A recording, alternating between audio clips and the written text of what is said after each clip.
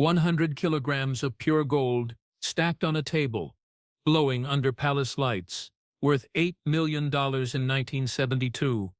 Enough money to buy 20 mansions, enough wealth to never work again, enough fortune to set up 10 generations.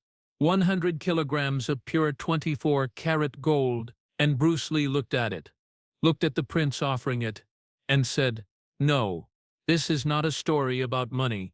This is a story about what money cannot buy, about what gold cannot purchase, about what wealth cannot command. This is the story of the most expensive offer Bruce Lee ever received, and why he walked away from enough gold to change his life forever." Bruce Lee is at the peak of his powers. 31 years old. The big boss has just made him the biggest star in Asia. Fist of Fury is breaking every box office record. Hollywood is finally starting to pay attention. After years of struggle, years of rejection, years of being told Asian men cannot be leading men, Bruce is proving everyone wrong, but he's not rich. Not yet. The big boss paid him $15,000. Fist of Fury slightly more, but by Hollywood standards, by star standards, Bruce is not wealthy. He lives comfortably, but not lavishly. He supports his family, his mother, his school, his students. Money is always a concern. Into this moment arrives an invitation from Saudi Arabia, from a prince, one of the many princes of the Saudi royal family, immensely wealthy. Oil wealth, generational wealth, the kind of wealth that most people cannot even imagine. This prince has seen the big boss, has become obsessed with Bruce Lee, with kung fu, with martial arts, and he wants what wealthy men always want: exclusive access, private lessons, personal training for himself, and more importantly for his son. The invitation arrives by diplomatic courier on official royal stationery, inviting Bruce Lee to Saudi Arabia for a private meeting. All expenses paid. First-class travel, 5-star accommodation. Just a conversation. No commitment. Just talk. Bruce is curious. He's never been to Saudi Arabia, has never met royalty. Decides, why not? It's just a conversation. Linda, his wife, warns him. Be careful. These people are used to getting what they want. Bruce, confident, says, I'm not for sale. I just want to see what they offer. He flies to Riyadh, 1972. Saudi Arabia. Oil boom years. Wealth beyond imagination. Palaces, gold, luxury everywhere. Bruce, coming from modest Hong Kong, from working-class America, has never seen wealth like this. It's overwhelming. He's brought to a palace, not the main royal palace, but a prince's private residence. Even this is larger than any building Bruce has ever entered. Marble, gold, fixtures, servants everywhere, art worth millions, casually on the walls. This isn't wealth. This is beyond wealth. This is power made visible. The prince greets him warmly, respectfully. The prince is 40 years old, educated in England, speaks perfect English, sophisticated, intelligent, but also clearly a man who has never been told no in his entire life. That's what immense wealth does to people. Removes the word no from their vocabulary. They talk about martial arts, about philosophy, about the big boss. The prince is genuinely enthusiastic, genuinely knowledgeable. This isn't a casual fan. This is someone who has studied, who understands, who respects the art. Bruce is impressed. This isn't what he expected. Then the prince makes his offer. I want you to train my son exclusively, privately, for 5 years. Live here in Saudi Arabia, in a palace. We will provide everything you need. Your family will want for nothing. You will have complete freedom, except you teach only my son, no one else. Private lessons every day. 5 years.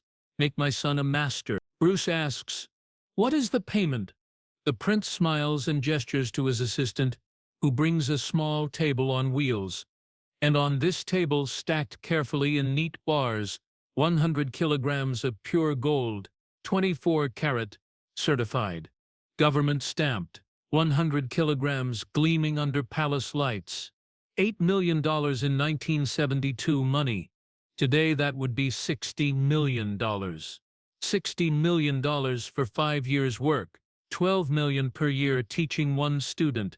One privileged, protected royal student. Bruce stares at the gold. He's never seen this much wealth in physical form. His entire life, earnings, everything he's made from every film, every lesson, every job, would not equal 1/10 of this gold. This is generational wealth. This is never worry again wealth. This is his children's children taken care of wealth. The prince sees Bruce staring, misinterprets the silence, says, "If gold is not convenient, we can transfer to any bank, any country, any currency, or keep the gold, however you prefer. The payment is flexible. The offer is real." Bruce looks up from the gold, looks at the prince and asks one question. "If I accept, I teach only your son?" "Yes," the prince confirms, "exclusively for 5 years." "No other students?" "Correct." The prince nods. 5 years private, exclusive, no one else. Bruce sits back and says, "No, I cannot accept." The prince, shocked, genuinely shocked. Perhaps for the first time in his adult life, someone said no. He asks, "Is the payment insufficient? We can negotiate. More gold, more money, whatever you need." Bruce shakes his head. "The payment is incredibly generous. More than generous. But I cannot accept." "Why not?" The prince, genuinely confused, cannot understand. $8 million for 5 years teaching his passion and luxury. Why would anyone refuse this? Bruce explains. And this explanation, this is why this moment is legendary.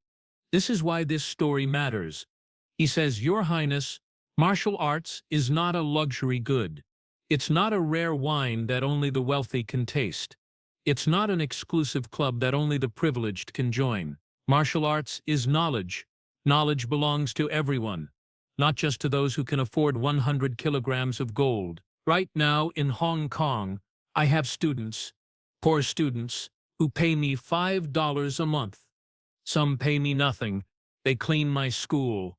They help teach beginners. They cannot afford real tuition, but they want to learn. They need to learn.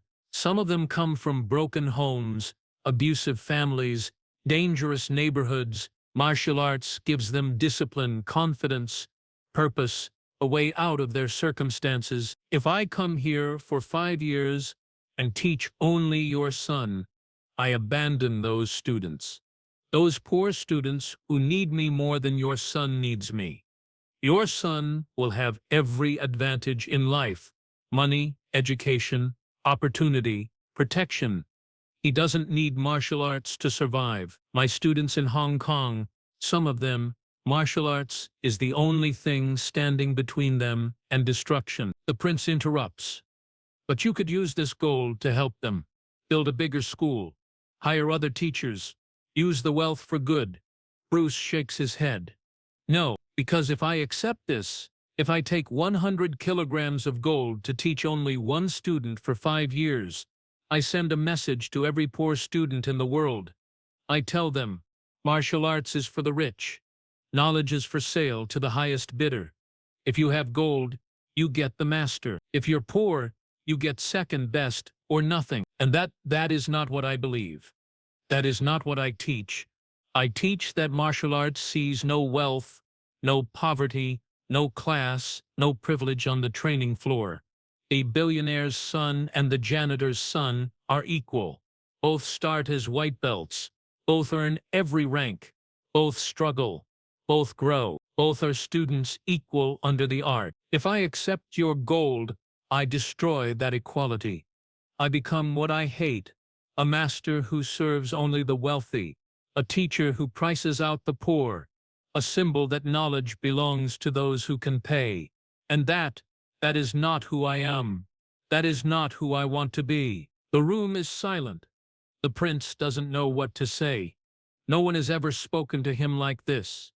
No one has ever refused him like this, with reasons he cannot argue against, with principles he cannot purchase. Bruce continues, "Your Highness, Your son can learn martial arts. There are many teachers, good teachers in Saudi Arabia, in Asia, in America. He doesn't need me specifically. Any good teacher can train him. But my students in Hong Kong, the poor ones, the struggling ones, they chose me, they trust me. I made them a promise. When they walked into my school, I promised them that I would be there, that I would teach them that wealth would not matter, that everyone who wants to learn can learn. If I leave them for 5 years for gold, I break that promise. I betray their trust. And what am I then? I am a man who sold his principles for 100 kilograms of gold. I am a teacher who abandoned his students for money. I am everything I teach against greed over discipline, wealth over loyalty, gold over honor. I cannot accept your offer. Not because it's not generous, it is incredibly generous, but because some things cannot be bought. Some promises cannot be broken. Some principles cannot be sold. Not for 100 kilograms of gold, not for 1,000 kilograms, not for any amount of wealth. The prince stares at Bruce for a long moment. Then slowly he smiles. Not an angry smile, not a dismissive smile, but a smile of respect. He says, I understand. I do not agree, but I understand. You are a rare man. Most men I have met have a price. You apparently do not. That is admirable, even if it is also insane. Bruce smiles back. Perhaps it is both admirable and insane. But it is who I am. The prince nods. Then I will not insult you further by increasing the offer. You have made your position clear. I respect your decision, even though I think you are making a mistake. They part respectfully. Bruce returns to Hong Kong, to his modest school, to his poor students, to his $5 monthly fees, to his life without gold, without palaces, without $8 million, without generational wealth. Less than 1 year later, Bruce Lee dies. July 20th, 1973. 32 years old. Too young, too soon. He never became massively wealthy, never had financial security, never had the fortune that 100 kilograms of gold would have provided. His family, after his death, struggled financially for years. That gold would have changed everything for them. People ask, did Bruce make the right choice? Should he have taken the gold? Should he have secured his family's future? Should he have accepted just 5 years for a lifetime of security? But that is the wrong question. The question is not, did he make the right choice? The question is, who do you want to be? A person who has principles until they become expensive. A teacher who serves all until the rich offer more. A master who preaches equality until gold changes the message. Bruce Lee chose to be exactly who he said he was. A teacher for everyone. A master who could not be bought. A man whose principles were not for sale, even for 100 kilograms of gold, even for $8 million, even for his family's security. He chose his promise over his comfort, his students over his wealth, his principles over his profit. That choice, that impossible choice, that is why this story is legendary. Not because he refused money, but because he knew the cost of that refusal and paid it anyway. That is integrity. That is character. That is Bruce Lee. The story doesn't end with Bruce's refusal in that palace. What happened next reveals even more about the man and the principles he lived by. When Bruce returned to Hong Kong, he didn't tell anyone about the offer. Not his students, not his friends, not even his closest confidants. Linda knew. She'd been there when the invitation arrived, had warned him about going, but Bruce swore her to silence.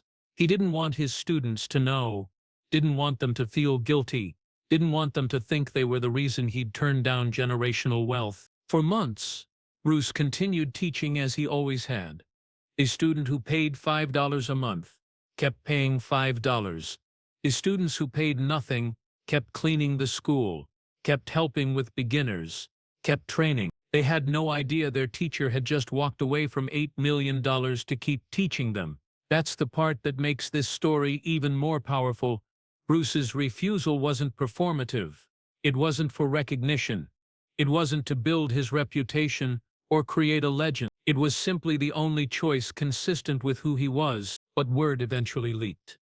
Not from Bruce, from the prince's staff, from diplomatic channels, from people who'd been in that room and couldn't believe what they'd witnessed. The story spread through martial arts circles, whispered at first, then spoken openly, then eventually becoming legend. A Saudi prince offered Bruce Lee 100 kilograms of gold. Bruce Lee said no. Most people's first reaction was disbelief. No one turns down $8 million. It's impossible. It must be exaggerated. Maybe it was 10 kilograms, not 100. Maybe it was a loan, not a gift. Maybe there were other conditions that made it unacceptable. But the people who knew Bruce really knew him. They didn't doubt the story for a second, because they'd seen him make similar choices on a smaller scale dozens of times.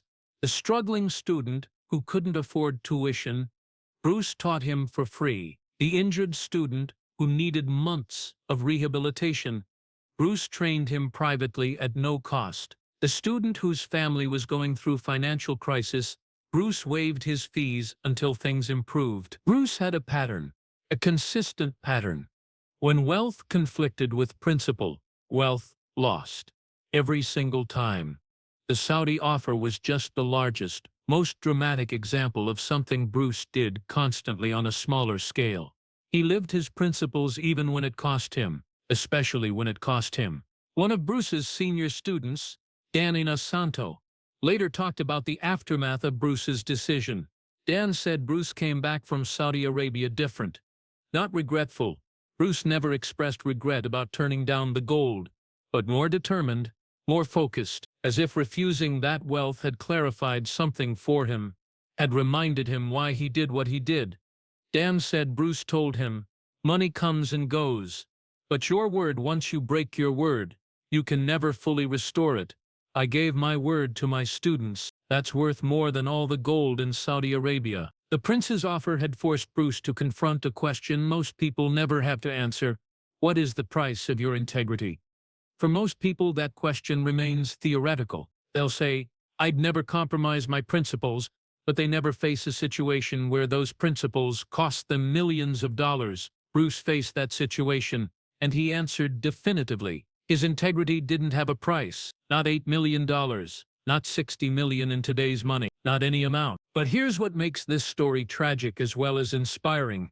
Bruce's family paid the price for his principles. When Bruce died in 1973, Linda was left with two young children, Brandon and Shannon, and limited financial resources. The movie royalties weren't what they should have been. Bruce's contracts weren't favorable. He'd been exploited by studios. He'd prioritized artistic control over financial terms.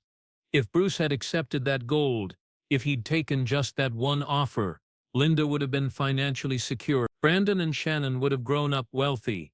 The family would never have struggled. Linda later said in an interview, decades after Bruce's death, that she never blamed Bruce for turning down the Saudi offer, never wished he'd chosen differently, because she understood if Bruce had accepted that gold, he wouldn't have been the man she married. The Bruce Lee who could be bought for 100 kilograms of gold, regardless of how much gold that was, wouldn't have been Bruce Lee anymore. He would have been someone else wearing Bruce's face. That's the paradox of integrity. The people who have it pay the highest price. The people who lack it often prosper. Bruce Lee died young, relatively poor, without the financial security that gold would have provided. Meanwhile, people with no principles, people who compromise for far less than $8 million, often die wealthy and comfortable. Life doesn't reward integrity with money. It just rewards integrity with integrity. The martial arts world remembers the Saudi gold story as one of the defining Bruce Lee moments. Not his films, not his fights, not his philosophy books, but the moment he looked at wealth beyond imagination and said, "No, because my students need me." That moment encapsulates everything Bruce taught. That moment shows the difference between talking about principles and living them. Anyone can say, I have principles. Bruce proved it by walking away from fortune. The tragedy of Bruce Lee's life is that he died so young, 32 years old. Right as he was breaking into Hollywood, right as global fame was finally arriving, right as the financial security he'd always lacked was becoming possible, he never got to see his children grow up, never got to enjoy the wealth his films would eventually generate, never got to experience the comfortable life his talent deserved. But the triumph of Bruce Lee's life is that he died exactly who he said he was, a teacher for everyone, a master who served the poor as readily as the rich, a man whose principles survived contact with temptation. He didn't compromise, didn't change, didn't become someone else when the price was right. He remained Bruce Lee, the man who looked at 100 kilograms of gold and said no because his students needed him. That's the real story. Not just that he refused the gold, but that he lived and died consistent with that refusal. He didn't refuse the gold and then spend the rest of his life bitter about it. Didn't refuse and then regret it. Didn't refuse and then look for other ways to cash in. He refused, went back to Hong Kong, and kept teaching his $5 a month students with the same dedication he'd always shown. 100 kilograms of gold, $8 million, generational wealth, security forever. And Bruce Lee said no. Not because he was rich. He wasn't. Not because he didn't need money. He did. Not because the offer wasn't tempting. It was incredibly tempting. But because accepting would have required him to become someone he refused to be. A teacher who served only the wealthy. A master who priced out the poor. A man who broke his promises for gold. Some things cannot be bought. Some promises cannot be broken. Some principles cannot be sold. Not for 100 kilograms of gold. Not for any amount of wealth. That's what Bruce Lee proved. That's what makes this story legendary. That's what makes his refusal answer something we still talk about 50 years later. Because in a world where everything seems to be for sale, where everyone has their price, where principles are negotiable and integrity is optional, Bruce Lee showed us something different. He showed us what it looks like to actually mean what you say, to actually live what you teach, to actually be who you claim to be, even when it costs you everything, especially when it costs you everything. That's Bruce Lee. That's the legend. That's why we remember not just the man who revolutionized martial arts, but the man who looked at fortune and chose honor, the man who looked at gold and chose his students, the man who looked at security and chose his principle. 100 kilograms of gold couldn't buy him. And that is worth more than all the gold in the world.